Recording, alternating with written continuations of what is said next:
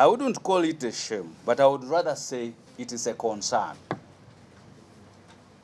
And this is precisely why we are undertaking this exercise, to rectify that anomaly and respond to that concern. Ashraf, you said, how will we follow up? If you look at the NGO Act 2016, it indicates who are the stakeholders. So it will not be the NGO Bureau alone. All the stakeholders, the Chief Administrative Officer, the police, the judiciary, will assist in the follow-up of these NGOs, whether they are validly operating. I will tell you, for example, take a simple example. We are going into the election period, isn't it? And from our experience, many NGOs will want to be accredited for specific activities, either education or whatever, not so. Now, when they go to the Electoral Commission to be accredited, they will be required to produce the operating license. So in that way, we will be able to use the Electoral Commission as a follow-up. So there are many stakeholders who will be part and parcel of the follow-up process. In the district, the Chief Administrative Officer, as I said, and many others. So yes, we will have a very, very robust stakeholder participation, and hopefully we will be able to do justice to what we are attempting to do. Ashraf, as I said, we have no hidden agenda. We simply want to know, as Victoria has said, it is a shame. We want to know who is operating here, and so that they operate validly. We are giving the NGOs a window of amnesty to rectify what I have indicated as anomalies. So we will not penalize them, we will not require them to pay. Beruhanga said, are there hidden motives in this exercise? The answer is no.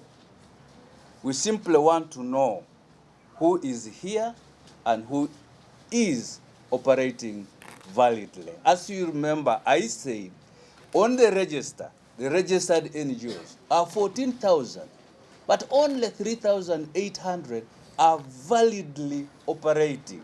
So we want to reconfirm what we have done as a basic validation exercise, now to verify by actually talking to them themselves, and they say, we are here.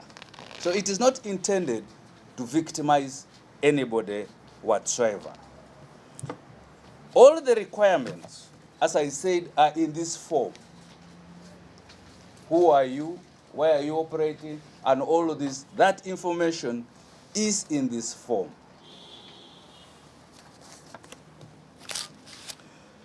Now, Kintu, you said penalty. No, as I said. This is a window of amnesty for everyone. Now, the cost, I'll ask the interim ED to respond to.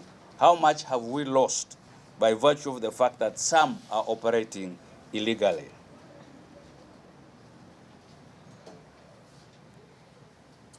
What is the cost?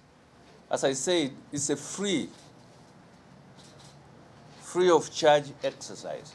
The cost may be going into your computer, getting the data to operate, and so on. But we will not charge a fee for this validation exercise. Pascal, you said, what are we looking for? As I have said, we would like to know who is here validly, who is here on paper but does not exist on the ground, so that at our level, when we take decisions, it is out of verifiable facts. We do not like to take decisions on assumptions. Tom indicated that there are NGOs that have registered with the Register of Companies. Yes, that is true. If you will recollect, that was initially the situation.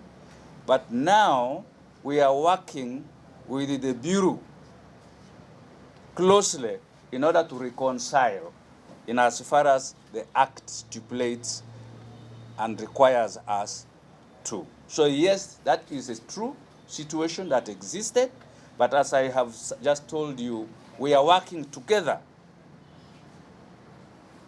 with the Registration Bureau to rectify those anomalies.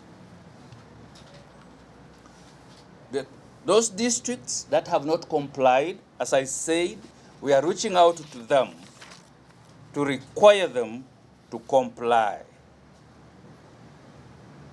Rogers, you've said there are NGOs that have reported break-ins into their premises.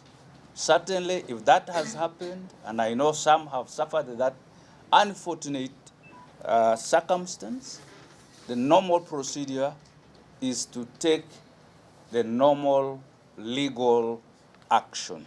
Report, police should reach the site, police should investigate, and through their investigation, a course of action is determined. So it is not within our powers as the NGO Bureau to follow up those break-ins. Those are criminal acts, and the police are there to handle them.